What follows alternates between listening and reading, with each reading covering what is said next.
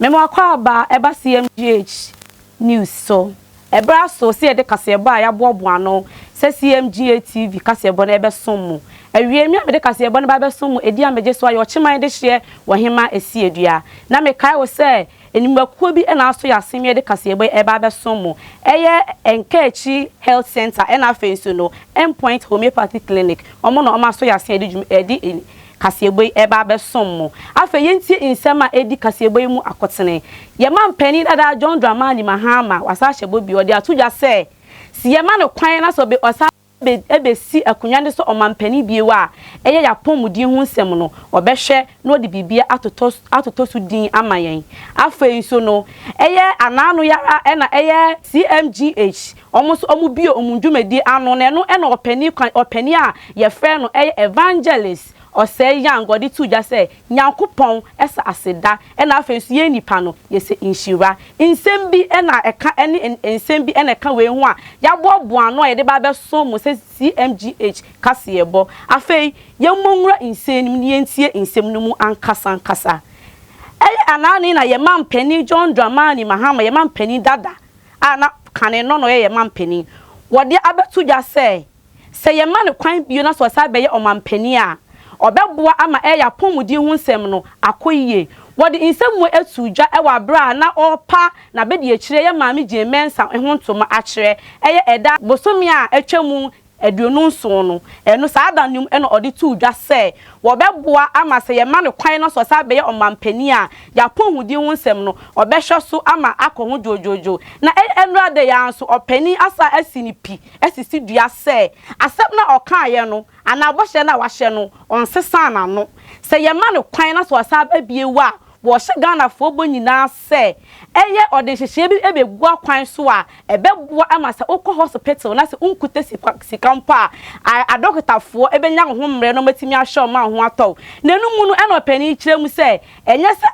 hyehye ya wode be no wo ba beyi eye Ghana health insurance no afi ho da bida ni nyina be ye adwuma no no de ode ba se impo wokọ hospital na se unkuta eye health insurance card ni bi na enam sa hyehye isu no ntino ubenya wayaresa awabra untua hwe.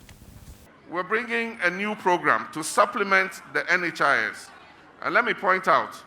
that this program and this plan we're bringing is going to be implemented and supervised by the NHIS. But it's going to be a program for free primary health care,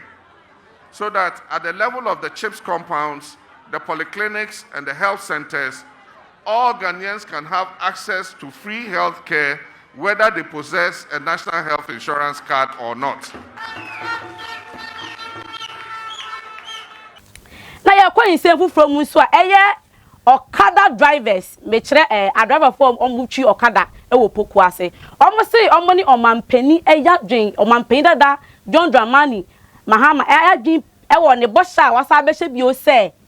oba na so besi akunwa ne so mampani biewa eye obe legalize Okada drivers obe legalize enya adwuma te se dia trotro drivers ye adwuma no obe legalize ewo mayim enu ti no CMGA TV yeto ye hugu eye poku ase ene Okada drivers yi ekotwetwe nkomo efa eye ye mampani dada John Dramani Mahama ne bosha etosu mienu abasa ahye no ho na enumu ena drivers for di to just say eyo mu de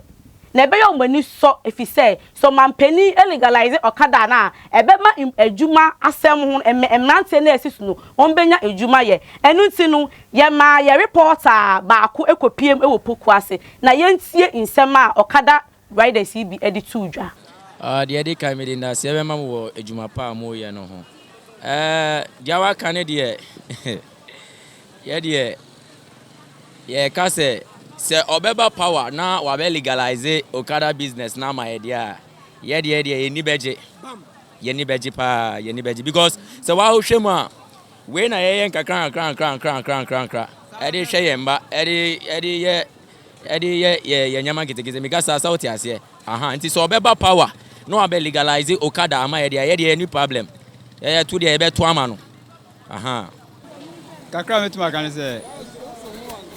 abanu don eye by sa Okada jumana first no onu an o ka say omo pass throughout ediko parliament house omo njintum ba sisi asa wono aba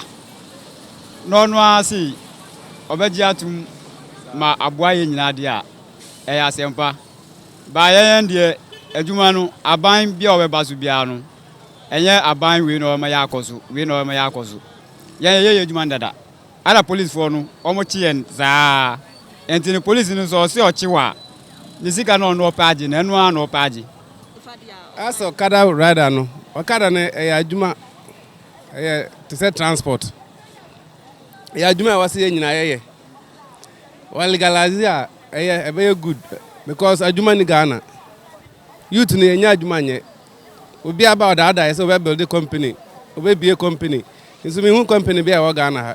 kwa me kuruma company si nyina o mama nagu nti oba na okase ye nya okada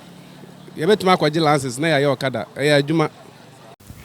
yen papa evangelist Samuel Oseo Young owo Church of Christ and the branch ewo dome na odi atudwa say wo Nyankopon ene sa aseda na ye nipa de ye nya Nyankopon nsem hira keke enti se wuda sori anopa fa aseda me Nyankopon no nkoso nhirawo na afa se wunua bi mpo ye opapa emfa aseda na ma no fa aseda me nyame efi se wunua be ye opapa na enam Onyankopon na aka na koma na aye osa papa no enti won de futu ode ma ye nyina ne se ye nipa yi de ye fa aseda ema nyame abri biara na afa nso no Onyankopon enhira efi se Onyankopon nsem hira na ye hia What insem etudwa ewa bra na cmonline.com.gh any CMGHCV omudwumadie no ho entoma eno enopen eho enopen this and do insemi etu eja. Normally things like this we like you welcome me with amen. Amen. Yes, that is more appropriate and God takes the glory so that we will still be under. Na deja hu nsemu no ena ya maame dan na Hamilton oye gospel artist obonya menwoma nkasa ne nwom ye de ye maame VGA me awosi etwa mu dan ye maame ne nya gospel artist of the year or the wasem Jesus bo onyame wasem ni voice nka metuni nyina ye maame di sa nwom no energy artist a gospel artist of the year eno no ene maame e de ahonkeka aye video kama eno de da VGA me ase ena afen so wona wo boa no e ma saa aniswadi hu nyina ba mu no wonam video so no de da was no koso kirem se na oni ho na enso onam saa video so e de da obibia ase ena afen so VGA me impenifo ase. This is my acceptance speech, man. I wasn't there but like I do. I won't let it pass me by, man. You know, to all the Americans, to the Voltairicans, to the Northernicans, to the Westernicans, as in the Black brothers, and the Americans, everybody, I say thank you. To the proper Americans, to the UK people, I say thank you. Canada, Europe, thank you. Yedaswa ejina eye enigedie hu nsem na yedaswa so saa wo eye VGA me awards ya be ma Kevin Boy. Oh, Kevin Boy. Me penasem papa. Na Kevin Boy no say onu de na oti oti awards na onu no wa ye ni bibia ready say o twen say obeje Afrobeat. Na what na say twen tie hip life artist ni nyina no yi nani because ho de onu nim say enye ne de ya it's na wo twen Afrobeat no. Na enu mu ne yankobo de si Dope Nation. Hey! Na krachi se ne na mi pia bonten e na opia bonten na ne nyina mu no de e me ya wo ho ampese hu ni se ofia difi ho pe e no ko Instagram e no ko followers o mu hye ni nyina o te se won pese obi te se won follow obi a wo Instagram ni nyina ne se na ono no o pese encourage Afrobeat artist of the artist no kese ono kese om de ma no ena om de command Dope Nation enu nti ena ma na yes ade no enu nti na ye gya enigi sem we so ne de enen so kase ye bone de be so mo no aba na wieye na me kai wo se me a me de kase ye be so mo ne dia me je so yo chiman de hye wo hema esi edua afa nso nyuma kuo bi ena so masen ena me de kase ye bone ebe so mo eye endpoint homeopathic clinic ena afa nso enkechi health center omo no mo so masen ma me de kase ye be ebe so mo me di nya bi jaw da se ne no Ebesan Eshiem Mackerel.